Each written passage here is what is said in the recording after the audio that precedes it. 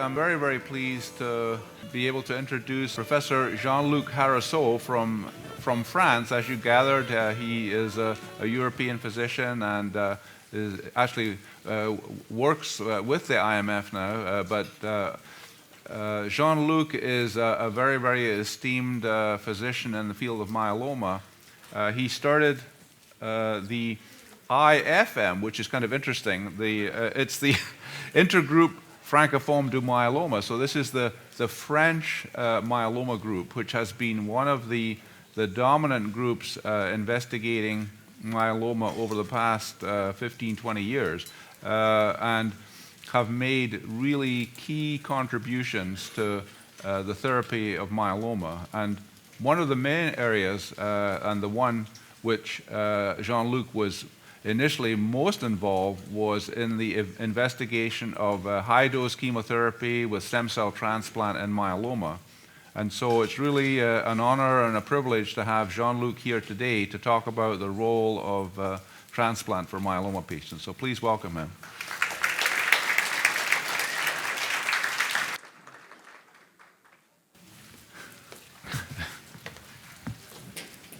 Thank you, Brian, for your kind introduction, and thank you, Susie and Brian, for inviting me here. It's a great pleasure to be here, and I have to say that I'm very impressed by, first, the number of activities which have been developed by the IMF for more than 25 years now.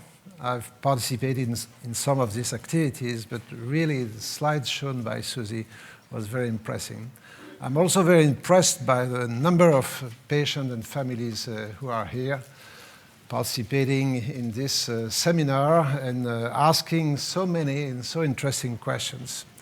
Not always the same in France. Patients are not so present and they don't like to ask questions except the question regarding their own disease, of course.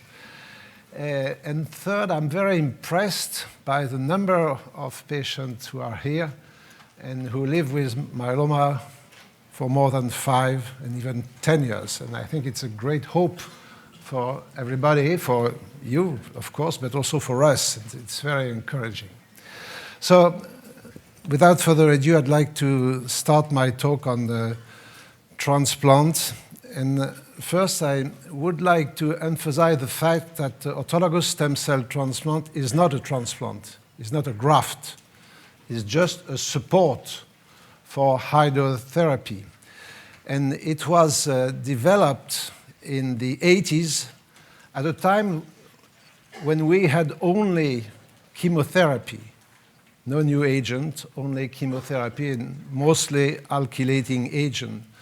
And the combination of different chemotherapy didn't prove to be superior to, that I said was the cornerstone at that time, melphalan-prednisone. So the only way to improve upon melphalan-prednisone was trying to increase the dose. And that was the principle of high-dose therapy supported by autologous stem cell transplantation. Initially, we took the marrow of the patients under general anesthesia, and very rapidly after it was shown that it was possible to collect stem cell in the blood after stimulating the bone marrow, and peripheral blood stem cell is now used instead of bone marrow, not really because we think there are less malignant plasma cells in the blood than in the marrow, but mostly because we collect more stem cell and have a reduced duration of cytopenia after hydrotherapy. So the first question, and we have discussed that several times yesterday and today, who is eligible for autologous transplantation? In Europe, we always say that the limit is 65 years of age. It's not because it's a physiological limit, is just because the clinical trials have usually been restricted to patients over the age of 65, under the age of 65, in order to reduce the risk of patient selection if you go beyond 65, then you choose the patient. And the trial, a randomized trial, must be less biased as possible. But I do think, and it's a general thinking here, I do think that age is not a limit per se. And patients over the age of 65 may certainly undergo autologous transplantation if they are in good clinical condition, with no major comorbidities, no major organ failure, and especially no renal dysfunction. So in the 80s, there were a number of randomized trials comparing the standard of care at that time, chemotherapy, conventional dose chemotherapy, and high-dose chemotherapy, meaning high-dose melphalan, plus autologous stem cell transplantation. And this slide is a summary of 7 randomized trials, which showed generally, except one in the United States, that autologous transplantation was superior to conventional chemotherapy in terms of response rate and in terms of progression-free survival, not always in terms of overall survival, mainly because some patients who did receive conventional chemotherapy could receive autologous transplantation at the time of relapse. But things have changed mostly by the introduction of a number of new agents which are listed here. And if you go back to this slide, you show that the study were published in the 90s and early 20s, up to 26. At that time, no new agent. But then the new agent arrived in the late 90s, Thalidomide and Lenalidomide, Bortezomib. And you have here the year of approval of these new drugs. These new drugs were very soon used in relapse setting, but also in frontline therapy. And it was shown that they were very effective up front. So the question is, what is the place of autologous transplantation now that we have very effective new agents? Is it still the standard of care as it was in the 90s or in the early 20s? In the 90s, this was very simple. There was an induction treatment with high-dose dexamethasone and chemotherapy called VAD, and then you proceeded to the autologous transplantation, 1 or 2, especially in Arkansas, they always perform 2, in many countries in Europe as well. Nothing else. Of course, this has changed because we wanted to improve upon these results. And there were 2 directions to improve the result. The first was to increase the complete response rate. And it was based on this slide from our initial study, the IFM 90, where you see in blue that patients achieving complete response, or at least very good partial response, 90% reduction of their M component, have a longer survival than all other patients, including partial response. So the first objective was to increase the complete response rate. And the second was to increase the duration of response. And you see on this slide that the median progression-free survival, duration of response, almost, was only 2 to 3 years. So we had to improve upon these results. So there were 2 possibilities to improve the results. First, to increase the complete response rate by adding drugs to high-dose melphalan, and second, to continue the treatment after autologous transplantation. And this is the design of current protocols with high-dose therapy. You still have the induction therapy, but with new agents, then the stem cell transplant following high-dose therapy. And then you do have consolidation and maintenance with new agents. So autologous transplantation is now just a part of a more comprehensive and I would say complex strategy. So we have now 3 randomized trials comparing autologous transplantation upfront with novel agent versus novel agent without transplant. This is the first one from Italy, which has been published 18 months ago. All patients first receive Revlimid Dex, and then they are randomized between non-intensive treatment with melphalan, prednisone, Revlimid, or very intensive treatment with 2 courses of high-dose melphalan. And there is another randomization regarding maintenance I will touch upon in a moment. So in this particular trial, high-dose melphalan was superior. Longer progression-free survival, longer overall survival. However, you could say that the treatment which was compared to autologous transplantation was not optimal. MPR is not used in the United States, and it's probably not optimal. So the Italians started a second trial, almost the same, but they replaced MPR by a newer protocol, which is called CRD, with Revlimid, dexamethasone instead of prednisone, and cyclophosphamide. And again, autologous transplantation was superior to the control arm with no intensive treatment, at least in terms of progression-free survival. Survival is not that clear. And the third one is our own trial, the IFM 209 trial. This is a design, don't go into details. The principle of this trial is to compare 8 cycles of RVD, Revlimid, Velcade, dexamethasone, to 5 cycles of RVD plus autologous transplantation.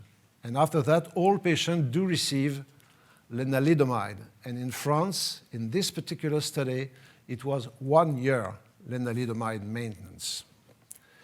So just to give you an idea, the results are currently the following. In red, autologous transplantation. In blue, non-intensive treatment with VRD. And autologous transplantation is superior in terms of progression-free survival, not yet in terms of overall survival. But maybe this slide is the most important, is just show that in all predefined subgroups, subgroup of age, so subgroup of tumor burden and beta-2 microglobulin, the ISS, the subgroup of cytogenetics, standard or high risk, and even the subgroup defined by the response to initial treatment, autologous transplantation was always superior, the left part of this cartoon, always superior to non-intensive treatment. So the conclusion of this trial is rather simple. Despite dramatic improvements achieved with non-intensive therapy, and non-intensive therapy in these trials is Revlimid, Velcade, dexamethasone, based on these 3, IMiD plus proteasome inhibitor. So despite dramatic improvement with this non-intensive therapy, hydrotherapy plus autologous transplantation plus novel agents remains superior to novel agent alone because of significantly longer progression-free survival in all 3 trials, longer overall survival in the more mature trial, the first Italian one. And it's also superior, in our experience, in all prognostic subgroups. So I do think that hydrotherapy plus autologous transplantation as part of a prolonged treatment with novel agent remains the standard of care and should be proposed to all eligible patients. So now, what is the best therapy for patients who are candidates for autologous transplantation? And I will start by trying to define the best induction treatment. The objective of induction meaning prior to autologous transplantation. The objectives are to decrease the tumor burden before autologous transplantation, to increase the final response rate, and of course to ensure an optimal stem cell collection. Usually the treatment is short, 3 to 4 courses, and should be given on an outpatient setting with limited toxicity. This slide is just to show that the randomized trial, which were performed between 2005 and 2010, showed that combination with new agent is superior to the classical induction with dexamethasone and chemotherapy called VAD. And it's superior in terms of response after induction treatment, but also, which is even more important, in the response rate after autologous transplantation, here in red, when you have the CR plus very good partial response rate, always superior. The second lesson we had from these trials is that Bortezomib should be part of this induction treatment, mostly because it is better for patients with poor risk disease and because it partially abrogates the prognostic impact of high-risk cytogenetic, as shown on this slide for patients with translocation 414. And the third message is that, as it was already said in the previous presentations, triplet is better than doublet. A triple combination is superior to a double combination, and it has been shown in randomized trial, at least 3 performed in Europe. VTD, Velcade Thalidomide Dex, is superior to TD, an Italian and a Spanish study, and VTD is superior to VD, Velcade Dex, a study from my group. So the conclusion is that currently the standard of care for induction prior to autologous transplantation should be VTD with thalidomide. Is it possible to further improve the result achieved with, upon the result achieved with VTD? Possibility would be to use a quadruplet. 4 might be better than 3. There have been a randomized trial comparing 4 versus 3 in induction treatment prior to autologous transplantation. The result was negative, so currently it's not the solution. Second possibility, to replace thalidomide, which is an old agent, by newer agents, or maybe better tolerated agent. I don't think that PAD with adriamycin instead of thalidomide is a solution. We in France have tested VCD with cyclophosphamide. It's not better than VTD. VTD is even better, and the toxicity profile is not exactly the same, but comparable. So the question might be VRD, which is frequently used in the United States, and R might be superior to T. VRD is certainly very effective. We have no randomized trial comparing VTD and VRD. Very effective, but I have to say, more expensive than VTD. So we have to be sure that it is more effective to use a more expensive drug. Third possibility, to replace Bortezomib by a new proteasome inhibitor, and it's certainly possible in the near future. We already have some experience with Carfilzomib in place of Bortezomib. There is actually no direct comparisons between Bortezomib and Carfilzomib in this particular setting. But there has been a randomized trial comparing Carfilzomib and Bortezomib in the field of relapsed multiple myeloma, showing that Carfilzomib was superior. So it might be a solution to replace Bortezomib by Carfilzomib, and it has already been tested in some small pilot studies. Future might be new proteasome inhibitor, and especially Ixazomib, which is very effective, very well tolerated, and which is an oral drug. Finally, maybe we could again ask the question of fourth agent, but not with chemotherapy, with an antibody, and this is the design of our current trial comparing VTD and VTD plus daratumumab for induction and consolidation in the transplant setting. Second possibility to improve the result, consolidation therapy. The objective of consolidation is to increase the response rate, and especially the complete response rates. And it's also to upgrade the level of complete remission. Why is it so? We have to increase the CR rate because following our first finding, I'll show you the slide, many investigators showed that achieving CR is a major prognostic factor, and CR is better than near CR or VGPR. So we first have to increase the CR rate. And second, it has been shown mostly by the Spanish group that achieving what we could call immunophenotypic remission, not only complete remission, but achieving minimal residual disease by using sensitive multi-parameter flow cytometry, which will be described by Brian in a moment, is associated with a better outcome. Minimal residual disease is associated with a better outcome. So the objective of consolidation therapy is to improve the CR rate and to upgrade the level. And it can be done with a second transplant, not very popular currently, even in France. But there are some countries in Europe in which it's still used, in Italy and in Germany. But the most popular is using the same drug that we use prior to transplant. If we have used VTD, we use again VTD for consolidation. If you have used VRD, we use VRD for consolidation.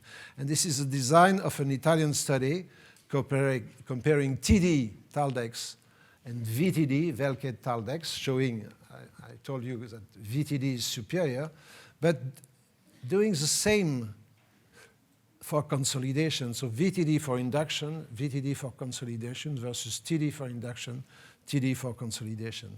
And this slide shows two things. First, VTD is superior to TD. You already know that. But second, you can increase the CR rate at each step after induction, after autologous transplantation, after consolidation, and you can reach a CR rate up to 60%, while after induction treatment it's only 30%. And I'd like to finish by maintenance treatment. We have discussed maintenance a number of times. I just want to be clear, trying to be clear, regarding the question that should be addressed about maintenance treatment. The objective, of course, is to prolong response by a different approach than consolidation. It's a prolonged treatment, of course, with a drug which should be well tolerated and which should be given orally because it's easier. So we have a large experience with thalidomide, and this busy slide is just to show that there were 6 trials comparing thalidomide versus no thalidomide after autologous transplantation in randomized trial. And you see that there was a significant improvement of duration of remission and progression-free survival in all 6 studies, meaning that if you give thalidomide, you prolong the remission, you delay the progression. But unfortunately, this was not converted into a significant benefit of overall survival in all studies, only in 3 out of 6. Why is it so? It's so because patients who did not receive thalidomide, at that time they could receive thalidomide as a salvage treatment for relapse, while patients who were receiving thalidomide when they relapsed, they had no possibility at that time. Of course, now we have more possibilities. We have Bortezomib, we have Revlimid, Pomalidomide, and all the new drugs. But at that time, there was no possibility. So it was just comparing thalidomide up front versus thalidomide at relapse. But the most important problem was the toxicity of long-term treatment with thalidomide, with fatigue, peripheral neuropathy, and all the complications that has been described in the previous talk.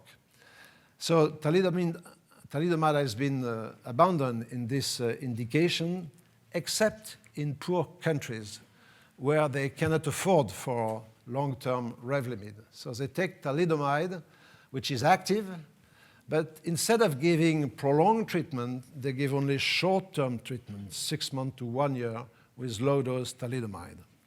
Second possibility, Bortezomib, just a word. It's possible to use Bortezomib as a maintenance treatment, but it's not very easy because of the IV or sub-Q administration. So the most important trials were performed with Lenalidomide. There were 3 randomized trials comparing Lenalidomide and placebo or no Lenalidomide. One from the US, one from my group, the IFM, and one from Italy. And the principle was to give low-dose Lenalidomide, 10 to 15 milligram maximum, without dexamethasone, and until progression or severe adverse event. This is a design of the American study. You just saw that after autologous transplantation, patients were randomized between lenalidomide and placebo. And this slide is just to show the most recent update of this trial. In blue, lenalidomide maintenance, prolongation, very dramatic prolongation of progression-free survival in blue, but also prolongation of overall survival. The French trial, all patients did receive a consolidation with 2 months of lenalidomide, and then they were randomized between placebo and low-dose lenalidomide.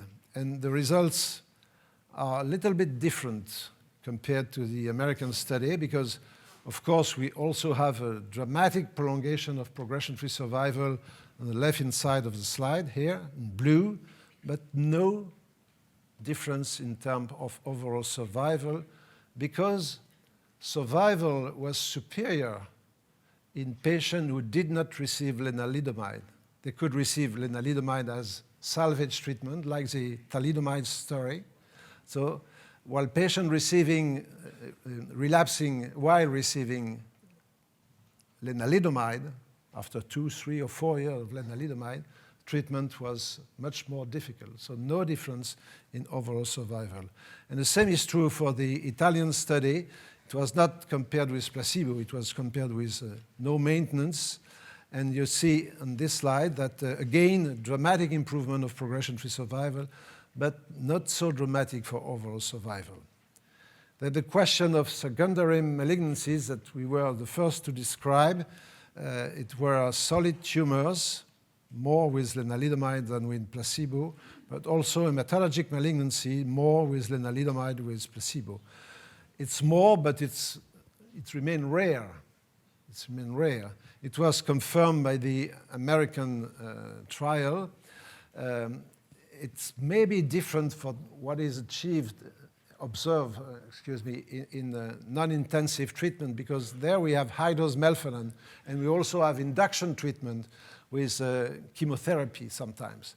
So this might add to this risk of secondary malignancy, which is not seen in non-intensive treatment.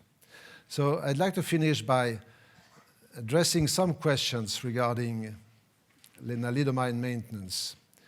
First, as I told you, it's not yet approved in Europe in this indication. If you want to prescribe maintenance with lenalidomide, it's either within clinical trials or off-label. Second, there is a risk of prolonged treatment and, of course, the side effects. Third, the cost-effectiveness ratio. It's expensive, but if it is worthwhile, of course, there is no question. The question is it as expensive as the benefit provided to the patients? And this is a question of survival. If we have a benefit in terms of survival, no question. If you don't have benefit in survival because of shorter survival after relapse, then you can address the question. And the question, in my opinion, is the question of the optimal duration, which was addressed several times yesterday and today. In all these trials, it was until progression. And maybe it's too long in the specific context of autologous transplantation. Another possibility would be, as we currently do in France, fixed duration, 1 year, maximum 2 years, and then you stop. And you save lenalidomide and all other IMiDs for the treatment of relapse. Third possibility might be until best results, and you should monitor the patient for minimal residual disease. And once you have achieved minimal residual disease, you can hope that you have achieved the best result and you can stop treatment. So these are the 3 possibilities. This slide is just to show again the IFM-09 trial because it's a joint study with the Dana-Farber here in the United States. And there is a difference between the French trial, which is closed now for accrual, and the American trial, which is not yet closed. It's a duration of maintenance. In France, remember, we gave 1 year. In the United States, they give until progression. So we will compare the results of both arms, both trials, the French and the American, it is the only difference. And maybe it would be an argument to answer the question, should we give fixed duration or until progression? So this slide shows that we have improved the treatment, and now the median overall survival is in younger patients over 70% at 5 years. And it's improving every year. But maybe the most important, it's from my group. We are now able to achieve minimal residual disease with induction, autologous transplantation, consolidation, and maintenance. And as shown here, each step of the procedure, we increase the CR rate and we increase minimal residual disease rate. And patients achieving minimal residual disease, in a paper we published 2 years ago, have a long progression-free survival and a high chance of living very long without disease. So if the question is, what is the best therapy in patients opting for transplantation? Of course, the best therapy is the most effective and the best tolerated. It's also the most efficient. If you have two treatments who are equal, one is more expensive than the other, you could choose the cheapest. But the main question is how to assess efficacy. Usually we assess efficacy with electrophoresis, immunofixation, bone marrow evaluation, free light chain evaluation. But now we have the MRD assessment, which currently is performed in the marrow, maybe in the future in the blood, and which might be the near future the very objective of the treatment, to achieve minimal residual disease, because I do believe, and many myeloma doctors do believe, that minimal residual disease achievement is strongly correlated to the outcome. And I just finished by showing you this slide, which was shown at the ASH meeting by my friend Harousseau regarding the trial, the IFM 209. And you see here on the right-hand side of the slide that patients who achieve minimal residual disease after maintenance have a high probability of long-term progression-free survival. So to conclude, I can say that in 3 randomized trials, progression-free survival is significantly longer in patients receiving autologous transplantation upfront plus novel agent compared to novel agent alone. So autologous transplantation, again, should remain part of the initial treatment. I confirm that 3 drugs containing proteasome inhibitor and IMiD is superior to 2 drugs and should be used both for induction and consolidation. Currently, VTD is the simplest and the most effective induction plus consolidation treatment, to which all new combinations should be compared. Lenalidomide maintenance certainly prolongs progression-free survival, possibly overall survival, but the optimal duration is not yet known. And finally, MRD achievement should be the objective for the near future. Thank you for your attention.